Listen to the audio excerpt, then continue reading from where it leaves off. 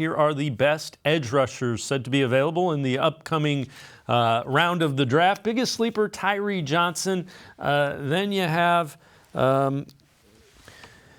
Ebiketie from Penn State, Ajabo, Jackson, Pascal, Mafe, Clemens, Benito.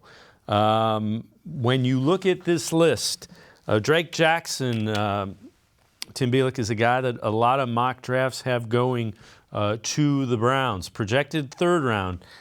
Comp is Eli Harold. Lacks play strength, but does have the frame to add muscle. Loose-limbed. Needs to upgrade his grit and technique against the run. When you look at Drake Jackson, what do you see and what do you like about him?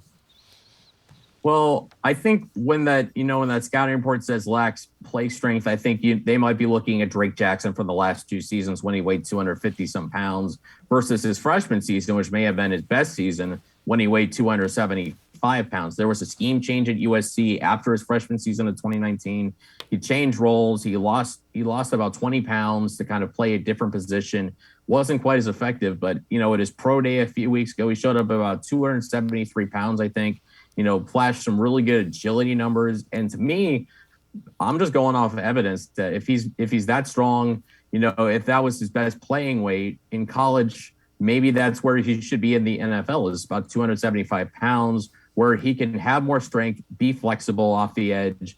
And, maybe he's a guy that maybe needs a little more work. Like the report said with his technique, but if the Browns are able to bring Jadeveon Clowney back, I could see him being a very, very good number 3 edge rusher with the potential to develop into a number 2 opposite of Myles Garrett.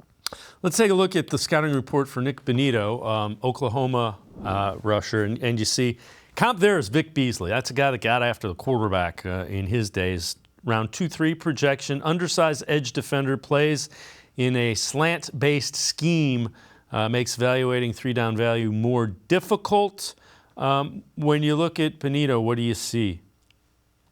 I see a very good compliment to a guy like Myles Garrett. I know Myles Garrett plays with power and speed, so he's the very complete edge rusher, but that's rare. And when I see Benito, I see a guy who's more of a speed rusher, similar build to a guy like Elvis Dumerville. A guy who wins with agility is able to work his way around defenders against blockers with good moves. You see that 40 time is absolutely phenomenal for Benito. Maybe he's more of a situational guy, at least right now, until he kind of works out how he can handle the run game. But, again, I think you're looking for certain traits, in certain spots.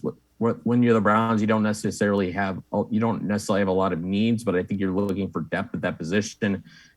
Getting a guy like Benito who could be a changeup to what you have in Garrett, what you could have in Clowney, I think that's an interesting wrinkle. Plus, because you can move either Garrett or Clowney inside and bring Benito in, you could suddenly have 3 really good pass rushers.